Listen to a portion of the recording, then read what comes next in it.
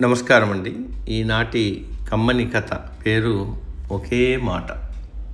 వివరిస్తున్నది మీ విజయభాస్కర్. అవంతిపురాన్ని శ్రీజయుడు అనే రాజు పాలించేవాడు. ఓ రోజు ఉదయాన్నే లేచి తన చిన్నారి కుమారులతో కలిసి గుర్రపుశాలకు వెళ్ళాడు.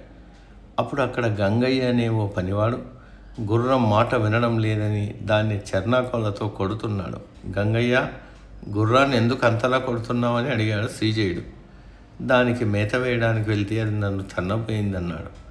గంగయ్య, అయితే మాత్రం నోరు లేని మూగజీవాన్ని అలా హింసించడం తప్పు కదా అని గంగయ్యను మందలించాడు మహారాజు. తప్పైపోయింది మహాప్రభు, ఈ ఒక్కసారికి నన్ను మన్నించండి, ఇంకోసారి గుర్రాలను కొట్టను అని ప్రాధేయపడ్డాడు. గంగయ్య తమ గుర్రపుశాలలో కొన్ని సంవత్సరాలుగా నమ్మకంగా పనిచేస్తున్నాడు కాబట్టి రాజు కూడా క్షమించి వదిలేశాడు. కొద్ది రోజుల తర్వాత అలవాటుగా శ్రీజయుడు అడవికి వేటకెళ్ళాడు. అక్కడ చాలా జంతువుల్ని వేటాడి చంపాడు. ఆయనతో పాటు వేటకు వెళ్ళిన పరివారం వాటిని మోసుకొచ్చాడు.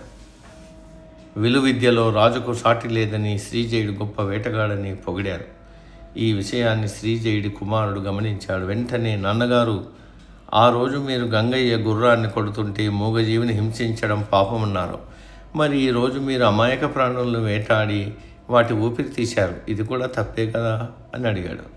పరివారం అంతా ఒక్కసారిగా బిత్తరపోయి మహారాజు వైపు చూసింది. ఒక్క నిమిషం పాటు మౌనంగా ఉండిపోయిన శ్రీజయుడు, అవును, నేను చేసింది ముమ్మాటికి తప్పే. ఇక నుంచి నేను జంతువుల్ని వేటాడడం మానేస్తున్నా. నేనే కాదు, రాజ్యంలో ఇంకెవ్వరూ సాధు జీవులను హింసించడానికి వీల్లేదు. ఇదే నా శాసనం అన్నాడు. ఈ నిర్ణయంతో రాజకుమారుడు ఎంతో సంతోషించాడు. తాను రాజయ్య కూడా ఇదే విధానాన్ని అవలంబించాడు.